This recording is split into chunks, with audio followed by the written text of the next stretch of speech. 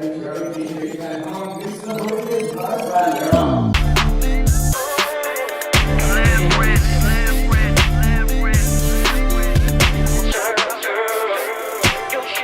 man, we're here with the Labratz Beat Battle two-time champion, the Newport News champion, the DJ LES Granby Beatdown champion, C7 Camelot Records. What's good, fam? I'm maintaining. You? Feeling good, feeling real good now. How's it feel to have the belt? Bruh, it feels relieving, satisfying, and it feels like something got accomplished and something was successful. Right. That's what it feels like.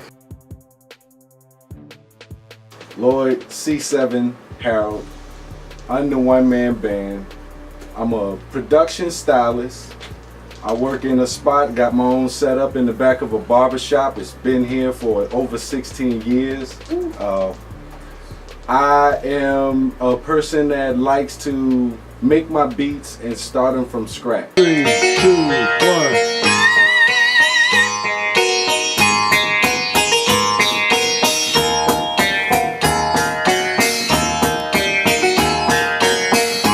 Being different of adding the element of like instruments instead of using computer synth sounds and all this digital stuff. I like that sound of a band, so being a producer, I know I wanted to make beats that had a different feel to it, and that's where I definitely put a lot of time into crafting beats that's got crazy energy in it.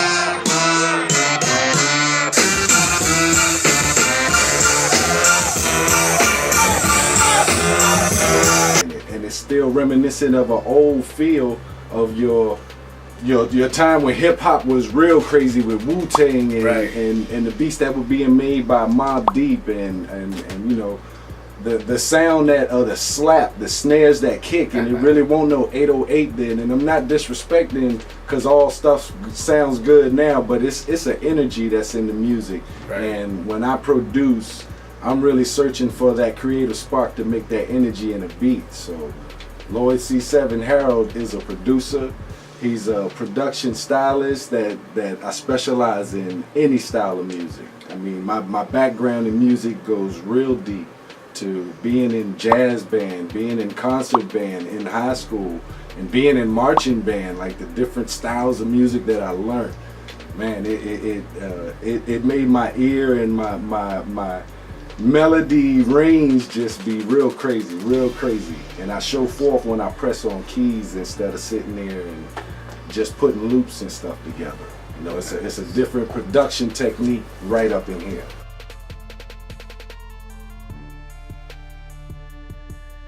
Okay, I got an uncle that had a keyboard, and I'm talking about when I was probably 13 or 14 years old. I had to go stay over at his house, and I got up in his room and I was asking my uncle, what is this thing right here that had these keys and all these buttons? And he broke down to me what the keyboard was, that you could actually, it had like a 6-track recorder in it, so you could play a melody over a loop and put it on a track and then add another track to it. So my technique of producing, it came from my uncle, who was already into kind of messing around with stuff, but it intrigued me so much, man, that I wanted to learn how to produce. Nice. And a little bit further down the line, I was working at Kentucky Fried Chicken, and I just happened to be working with a lady named LaShawn Shellman, who was in a group with Missy Elliott, and the group was called Sister. And she used to tell me about being in New York and being in studios and writing sessions and all kinds of stuff, and just that whole idea of what it takes to be in a studio and making songs, and that stuff intrigued me so much, man, that I just knew this is what I wanted to do. I want to make music, so I want to learn everything that it takes to make music, everything. And in producing, making the beats and making a dope sound with some real cheap equipment, I seen that I had a natural raw talent, but I just needed time to develop. So I just constantly for the last since 1999, I've been doing the same thing. Wow. Right here in Uptown Bad News.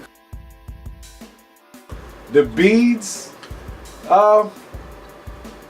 One time I got my hair braided years ago, and at the barber shop. Here at the shop, and my little braids. See, I'm black Indian. Oh. I'm part Indian, part black. So my hair would curl up at the ends, and this lady told me, she said, "I got something for you to where your beads was your hair would stay straight and it wouldn't curl up on the ends." And she put these little beads on the tips, and I just. Been rocking it. Before Snoop Dogg happened, I'm telling you right now, it's always been right here. C7 Lion. But yeah, the beads is for weight, but now it's just a part of what I am as your culture. Hobby. Yeah. Atlanta, Georgia. I heard you won the tournament down there. Grand Hustle had a beat battle and something that's like the Mike Hog. They had a beat battle and an artist competition in the same event, and the beat battle went first. I heard about it. I had some beats. I got in it, and my beats were so different than that trap sound down there that people actually was like, they was really feeling it. And it was my first one getting in, and I won it.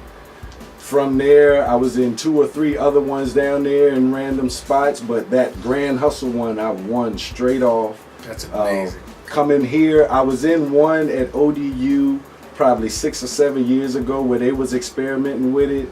Nothing else ever came from that, but when the Labratz beat battle came around, and being a place in Newport News in my backyard, once I heard that something like that type of platform was going on, I knew that I would want to get into that kind of competition. That's but amazing. Atlanta, here in Virginia, it was one in New York that I've been in.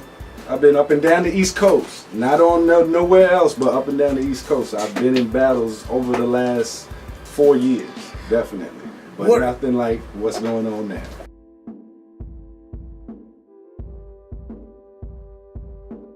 What I enjoy the most, and I want to say this correctly, is at the Labratz beat battle, it's no set beat that you have to play.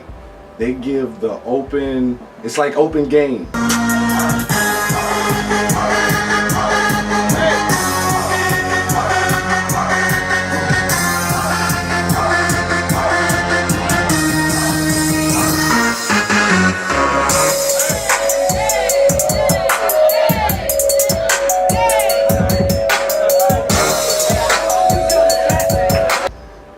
Some beat battles I've been in, they telling you in the first round you gotta play a trap beat, or you gotta play this type of beat or that type of beat. But in each round, it's whatever you want to play. So the freedom is in Labratz beat battle. The pure letting the beat rock. The sound system is banging. The whole atmosphere of even being at RJ's like this. The Labratz beat battle gave you a definite freedom to bring in any kind of music that you wanted to. It won't no set. You gotta be this or you gotta be that. And then just that energy, like Lab on the microphone, he make it very interesting and double XL. Can I get a hey yo? Man, he's a fool. So you got a lot of comedy. You got banging beats playing from young people to older. It won't know, you know what I'm saying? You can't do this. You can't get in this. If you got here early enough to sign up, Labratz Beat Battle showed you love, and they opened it up to any and everybody. So a couple places that I've been, like they try to lock it down too much, and it's just a freedom at the Labratz Beat Battle that you ain't gonna find nowhere else. Camelot Records. Most definitely you would think of King Arthur, Knights of the Round Table.